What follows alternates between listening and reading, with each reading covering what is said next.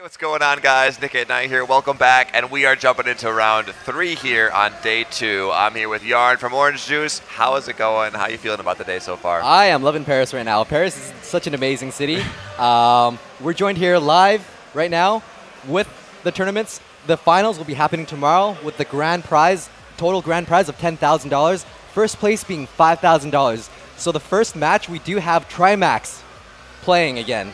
Yeah, so a fan favorite here in the chat, in the stream, yeah, give and Trimax in the EU. Give him some love in the chat. Hashtag TryArmy is what it is. TryArmy. That's Hashtag right. TryArmy. So a frequent Twitch streamer. We just took a selfie right before this, right after that last break.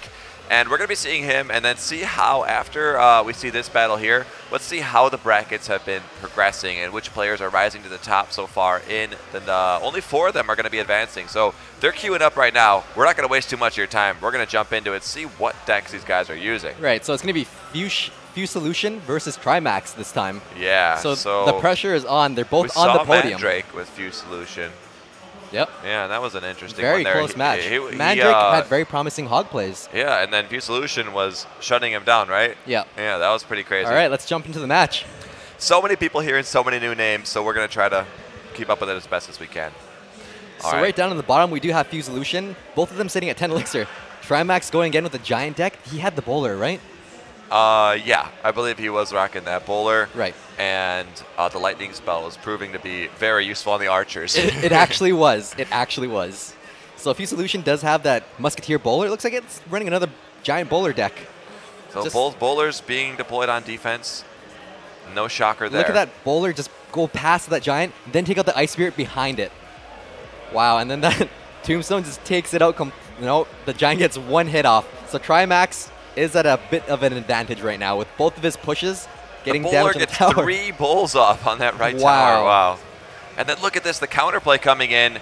Drops a well played. He only has the Mega Minion. Will we see the lightning spell deployed from Fuse Solution here? It looks like he's going to hold off. He doesn't even need it. Wow, look at that. He had the skeletons hugging the giant. That's why it did so much damage. So Trimax just suffered 2,400 damage in 1 big push. Wow. That is the power of these giant decks. Musketeer cleaning up the Mega Minion, no big deal there. The bowler will cancel it out. Doesn't look like he's going to reinforce it, though. He's sitting on a lot of elixir, so it's going to be the counterplay here. And how's it going to work? That Tombstone really has to be used effectively. With the bowler behind the giant, it's not easy. Just look at that bowler taking out the Musketeer. Oh, slowly look at that pull. That, almost across the arena. He could. That's the maximum pull he could pull the giant, so it's going to be a lot of trouble. And now it's just bowler on bowler action with the giant not deployed in time. They're just going to be Look at the bowler just kind of casually walk past into the crossfire. And then he pushes him back. There we go. Now Fuse Solutions bowler is useful, taking out the enemy bowler.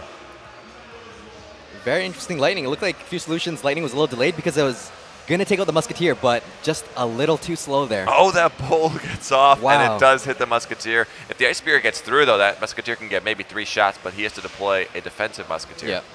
So with 50 seconds left, Fuse Solution has shown his 7th card, which is the lightning. So that explains to us why he's not scared. Yeah, he could just defend here and then drop that lightning at the end. Or even a log. And he probably might have arrows. Remember, we've seen this deck before with arrows as the last card as well. It could be his win condition in this one as well. They look like they almost have the same deck minus. They have slightly different support cards, but the base is still there. Yeah. Where there's Mega Minion, Musketeer, and Tombstone. So very solid. Is that Mega Minion going to make it? Not with that Musketeer. And the arrows will fly. Oh, no, the arrows were deployed on the right side there. So it's just going to be a lightning spell probably, but he's going to have to use it defensively maybe. Yeah, this is going to not look very promising for Trimax because that Musketeer won't make it. Tombstone pull at all? No, just the log to just prolong enough time. The matches. That's all he needed. That's right. All right. So time will be the deciding factor in that one there. Trimax did have a pretty good push on Fuse Solutions' side, but not enough time left in that match. Trimax had such good plays in the very beginning. It's just that in the very beginning where those 2 skeletons snuck by with the giant supported. Yeah. And it just took out 2,400 damage in 1 go. Just the Mega Minion above wasn't able to do enough Fuse there. Solution didn't even touch the tower once after that. It was just that first 1 push. That was it. Yeah. We'll see how this goes in the next one here. Yeah. As they are queuing up right now, about to accept this friendly battle. So one of them will be having a different deck. Not so friendly battle. Yeah, hopefully one of them has a new deck. We've seen a lot of giant grind right now today with the lightning spell. We've had an expo up here, but then it was shut down. So we'll see how that plays out. Yeah, so they just started their match right now. It'll be on the screen very soon. Jumping into the match. Both of them waiting at 10 elixir. Do you think he's going to have the giant bowler again? Who is he? Trimax? Yeah. He goes with a Lava Hound this time. Lava Hound. So Lava Hound! We can expect a Tombstone Lightning in there somewhere, possibly with a log. With the log, sorry. And that Mega Minion doesn't get that hit off that second Archer, so that Archer's going to deal a little bit of damage. It's going to be on the map for quite a while. But with an Ice Wizard getting taken out by that Miner, look at that bottom. Trimax's Lava Hound is tanking so much for that Miner. That Miner's just doing so much damage. Now it's tanking for the pups. Despite it getting arrowed, that Miner did about 1,000 damage. You rarely see that. That's what I was talking about yesterday with you. I was asking, sometimes people send the Miner in just for the lone fact that the Lava Hound tanks for it, doing the same amount, whereas if you would have had the Miner under the pups when it pops, it's like a reverse Lava Hound play. You don't really mind if the pups go down because you had the Miner sitting there for so long on the tower. That's very interesting.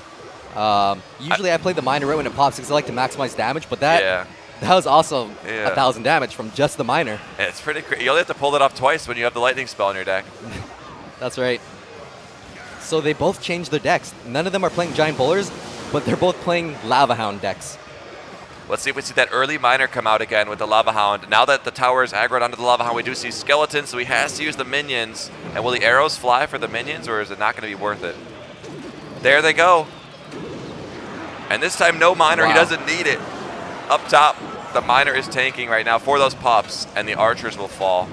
This could be anything. Does Trimax have an Ice Spirit in rotation to mitigate some of that damage? Oh my gosh, he just has to take that to the tower, and that's going to be the entire tower. That pup survives and takes out that tower right there. Pup.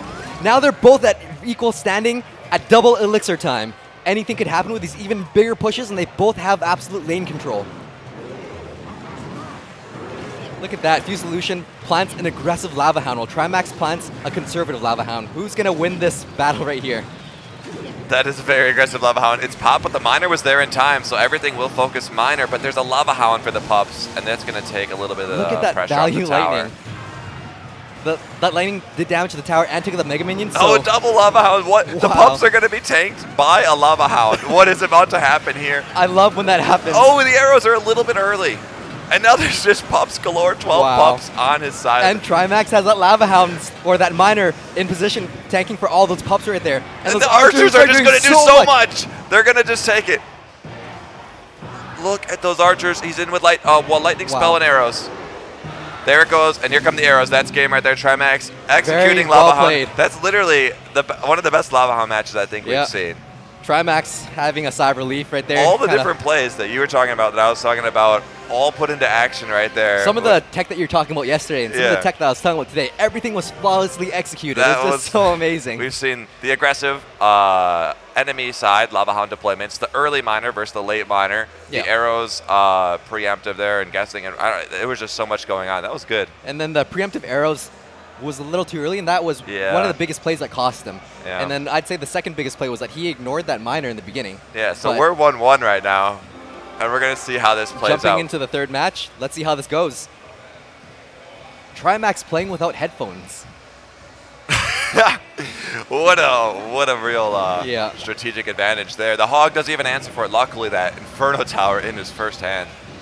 Very expensive counter for the Hog for a negative elixir trade, though. It's one elixir. He can recover. But it does tank for the Fire Spirit, so I'd say it's pretty equal at that point. Value. Exactly. Free Pepsi to all finalists. That's what. Reading the Twitch chat. All right, guys, I'm going to focus on the gameplay here. Thanks for being with us in that Twitch chat, Joe. Keep the comments and the hype comment supporting whoever you are rooting for here. Trimax doesn't have arrows, log, or furnace in rotation right now, so he's going to have to manually take out those skeletons. He showed all of his splash defense cards real quick. Exactly, and Fuse Solution knew that. So he does have Princess to answer that, but the log is going to... No. The log takes out the Princess for her to do enough damage to take out those minions, so it's not going to reach the tower at all. I could expect Trimax to play a Furnace very soon. He's banking up his elixir. Right there, we see the Furnace play. Is the He's going to switch up the oh, side. he didn't even need to use the Fire Spirits, but it was a prediction arrows because he didn't know if it's going to be planted in the front. Again, taking advantage of Trimax's rotation, he goes for the Skeleton Army, but that Fire Spirit swerved onto the Skeleton Army, so that provided no value for Fusolution. Couple minion swings, and that tower slowly taking more and more damage, but the Mega Minion, 2 swings. There we go. This Furnace needs to be set up and survive long enough to provide the value that Trimax is looking for. It's been taken out too easily. Like this Princess here, you got to avoid that, but the Fire Spirits are coming in. Just a little bit too slow there, so the Fire Spirits just took her out way too fast there. Yeah. Oh, that's a deep barrel. No, it's the corner that Alvaro was favoring all day yesterday. Remember, it was that same spot. That's right. I talked to him after, and he was saying that he thought he was changing it up, but then he realized watching it back that he kept putting it in the same spot. That's got to hurt. It kind of does that to you, especially with all the lights and the cameras glaring in your face on the podium. It's much easier to watch this at home than it is to play here, sitting in these chairs. Every time, Trimax is countering that Princess with a log. Oh, now he has to use the Mega Minion, and that's going to be a little bit extra damage. It looks like the Furnace could be played in the back for Trimax because there's just so much splash damage right now. Yeah, and then that log, he's banking on the Fire Spirit, Ice Spirit hog push, but that log has taken the Ice Spirit out of the picture, making the Inferno Tower just rip the hog up, and it's not working out well for him. Fusolution being very confident with that Goblin Barrel sent on the left side. I wonder what he has up his sleeve to finish off the 800 tower health. The double Ferneye set up right there. We've got to see that twice now in 2 days. And then the Princess right in the middle.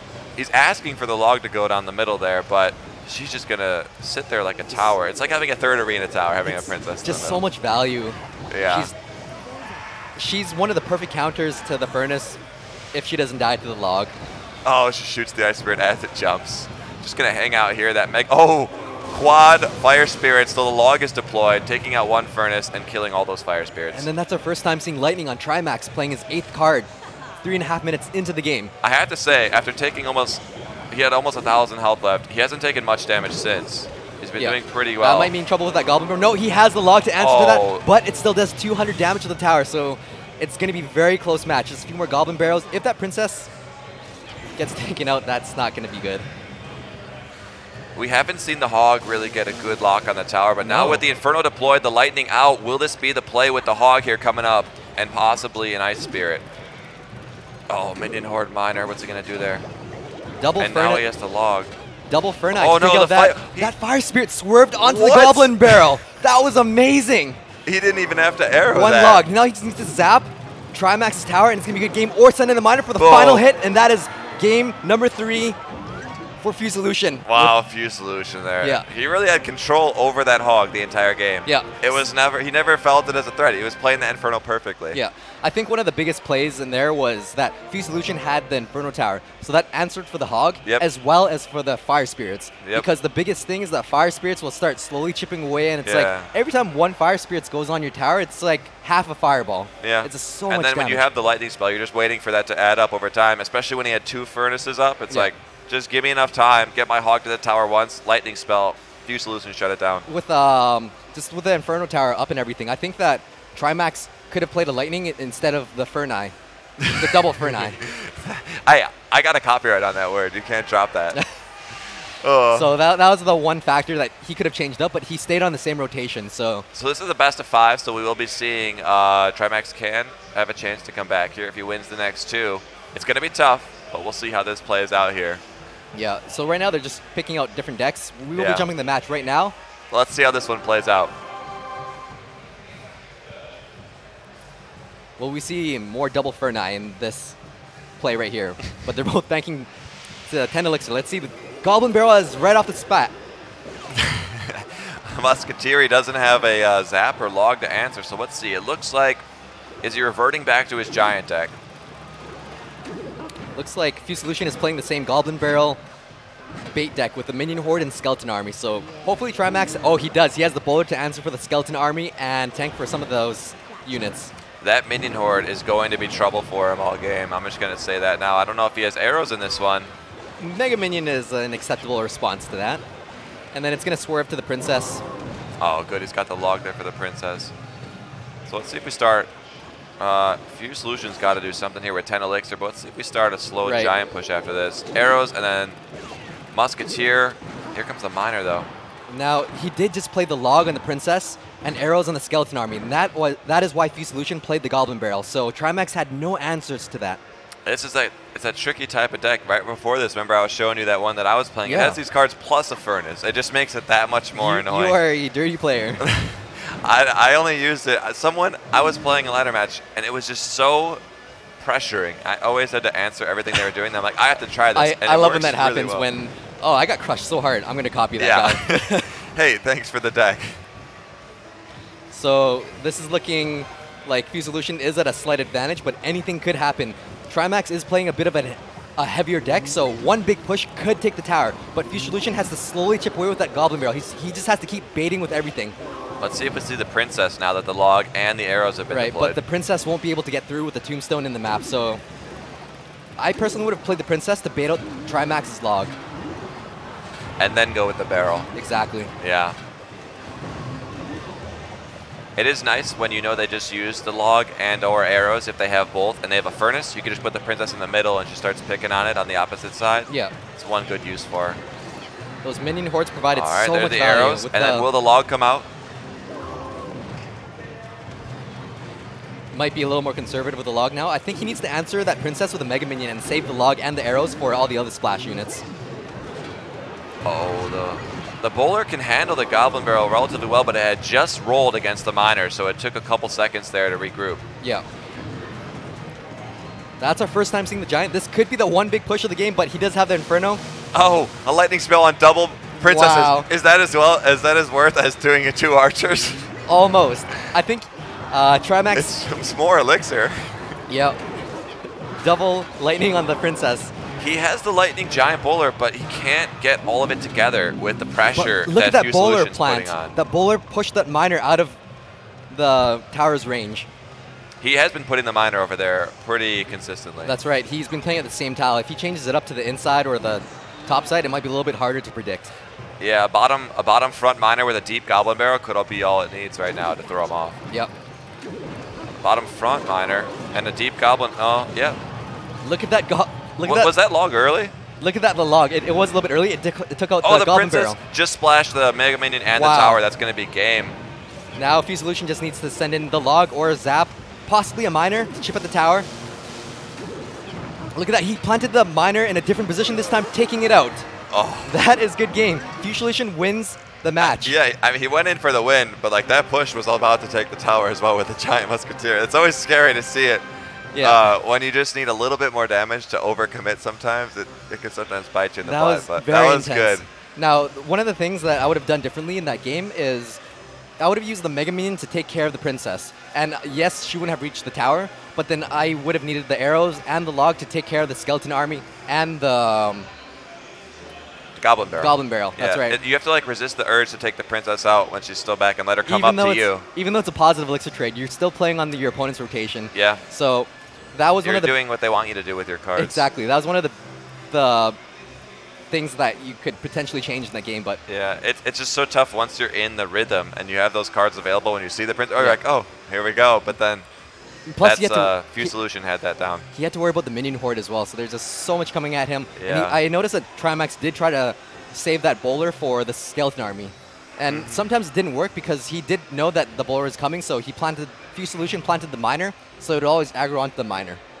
And then the skeleton army, that one play where that skeleton army still walked all the way to the tower, surrounded the bowler, and took it down to a quarter health. So a couple definitive plays, but that's really all you need with those. Let's see how you guys are thinking about it in the chat here.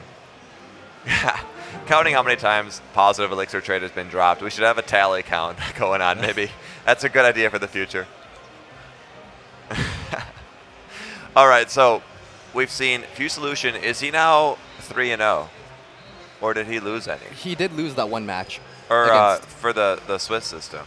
I'm curious if we refresh after they put that ranking in now. Right. Who are top for the day now, if are you guys looking right now? If you guys are curious too, you can check in the chat. Exclamation point bracket. Exactly. And that'll take you to the website on Tournament where you can view the standings. You could also check the first 2 groups and then see who's playing in the 4th group if you want to see everything that's going on with all these different brackets and how it's playing out. So Fusolution won his first match against Mandrake. Okay. And then he lost against Dennis, but he won again against Trimax. So he is 2 wins and 1 loss right now. Yeah. Looking not too bad for him. Oh, no, yeah. He lost 1, but it looks like it was Mandrake that he lost to. Yeah. Still good. And then Trimax is now at 2 losses. So it's going to be tough for the top 4, but it's not impossible. It really just depends on how everyone else does. If everyone else has a loss, it's more reasonable. But we've seen players go flawless, at least 1 or 2 in every 32. So a reoccurring theme I found yesterday was that the top 4 players always had a complete win streak. Just getting some info here about the stream. Whenever we have a little bit of a pause, guys, it's just making sure everything's flowing smoothly. Yeah. Do you want to go ahead and watch some of the matches that have taken place? Let's watch one match right here. Let's find. We're gonna find a match, check it out, and then we'll queue up and be with you guys for. We're gonna be on round 4, right? So this is gonna be a live match right now. Mr. Killer versus All right. Let's pull this up on screen very soon, and we'll have the action rolling. Yeah, they're just now hitting 10 elixir as it starts. Mr. Killer going in with a minor Goblin Barrel, but he counters that with the log. With another log. All quiet on the front right now as that bowler makes his way down left, right. Slow waddle. Slow waddle. Slow while they're waiting for elixir. The early Inferno. That Inferno tower is planted very close. Very interesting. So because it was so close, he's able to freeze everything. We've seen decks. This is the same type of matchup with the minion horde just demolishing the giant bowler push, and then the skeleton army, and then the log. Taking out everything and the princess. With a new balance change, it reached the princess. So in that instance, you caught the skeleton army and the princess. It's good, but you know that Mr. Killer has the Goblin Barrel up right now, and the arrows and log have been recently used. Is that going to come out next? It looks like Mr. Killer is running the same deck that Fusolution was running with yeah, so now deck. we see, after he knows the log and arrows were just deployed, they come out, the bowler, that was a good zap. Wow, he has arrows, zap, log, and log. The log. And other log. That's right. That's crazy. It's giant bowler with every possible splash counter. Imagine if his starting hand was and freeze. he's a freeze. Imagine if his starting hand was freeze, arrow, zap, and the log. Well, I don't know. Freeze the tower for good luck. So That's will we see a freeze? We do. A giant freeze. And then the arrows are going to come out. Yeah. That's a very interesting Inferno plan. It's kind of too close for my touch. Now that you know he has freeze, you should be putting it further away. That's right. I would plant it 4 tiles in the river and 3 tiles away from the tower. He does the log to get the splash onto the arena tower because he knows even if he sees the princess, no, he only has zap, so that was kind of a risky move. I'd put princess at bridge and send the Goblin Barrel in. Yeah. A little bit of trickle. Looks like he has a lot of answers to the princess. He could log the princess, or he could use arrows on the princess. Yeah, I feel like you're forcing it, but I love it. Okay, there's the Musketeer completing his ground trifecta of cards. Only 3 moving cards in his deck. Right.